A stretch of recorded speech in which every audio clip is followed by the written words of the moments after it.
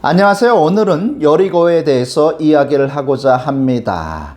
성경을 읽으면요, 종려나무 성읍, 여리고 이렇게 자주 등장을 하는데 여리고에 대해서는 잘 모르는 경향이 있어요. 그래서 오늘은 여리고에 대해서, 여리고 지역은 어떤 지역인지 대해서 이야기를 전하고자 합니다.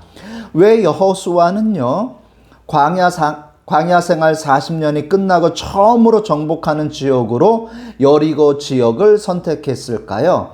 여기에는요, 지역적 특징이 있습니다. 여리고를 지나야 예루살렘으로 올라갈 수 있어요. 그리고 이제 예루살렘은요, 해발 고도에서 800m가 높게 되어 있는 고지대예요. 그런데 여리고 지역은 해발 고도로부터 200m가 낮은 지역입니다. 그래서 항상 1년 365일 온화한 지역으로 형성되어 있어요. 그래서 사람들이 살기 좋은 지역입니다. 덥지도 않고 춥지도 않고 해서요. 여리고는 살기가 좋은 지역입니다. 그래서 인류 역사상 가장 오래된 지역 중에 하나가 여리고입니다. 그리고 여리고에서 가장 또 중요한 것이 뭐냐면요, 종려나무. 성경에는 종려나무라고 되어 있는데 여러분들이 잘 알고 있는 대추 야자 열매예요. 이 대추 야자 열매가 얼마나 단지요, 로마에게, 이집트에게 수출했던 수출품이었습니다. 나중에는요, 클레오파트라가 이 여리고를 차지할 정도로 아주 유명했어요. 나중에 헤롯 대왕이 클레오파트라가 몰락하고 난 다음에 여기다가 별장을 짓습니다. 그 정도예요. 자, 그러면 왜 여호수아가 여리고를 처음으로 타겟을 삼았냐면요, 단지 대추 야자 때문에 그런 건 아니에요. 아까 말씀을 드렸잖아요. 물이 많은 오아시스 지역이라는 말이에요. 가나안 정복은요, 16년 동안 지속이 되었어요. 우리가 여호수아서를 보면 여리고 점령하고 길갈 점령하고 막 점령하는 게 막 눈에 보이니까 그냥 막 하루하루 그냥 끝난 것처럼 보이는데 전혀 그렇지 않아요. 16년 동안 지속된 전쟁이기 때문에 전쟁에서 가장 중요한 것이 뭐냐면은 전쟁 물자 중에 가장 중요한 곡식이라는 거예요. 곡식이 제공되지 않으면 굶어서 죽어서 전쟁할 수가 없어요. 그래서 그 여리고 지역은요, 농사짓기 아주 좋은 지역이기 때문에 병창기지 역할을 할 수 있는 지역입니다.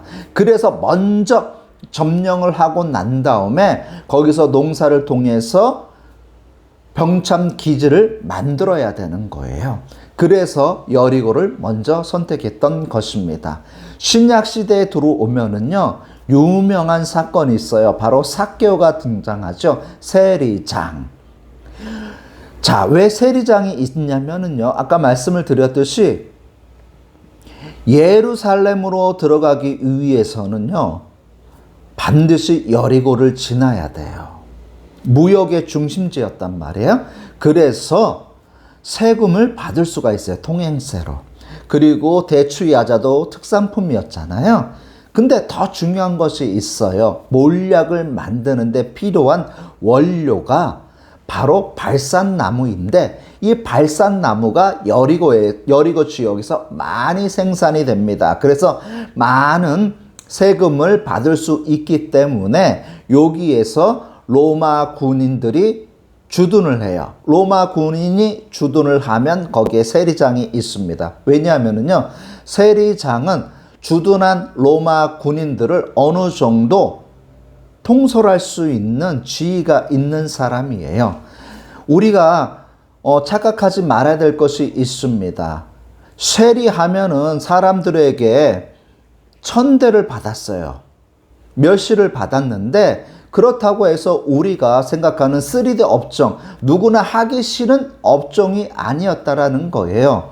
손쉽게 돈을 벌 수 있고 사회적 지위와 명성이 있었기 때문에 좀 똑똑한 이스라엘 사람들은요, 세리장을 꿈꿨어요. 세리를 꿈꿨어요. 왜냐하면 돈을 확실히 벌 수 있었기 때문에 똑똑한 사람들은 세리를 많이 지원을 했습니다.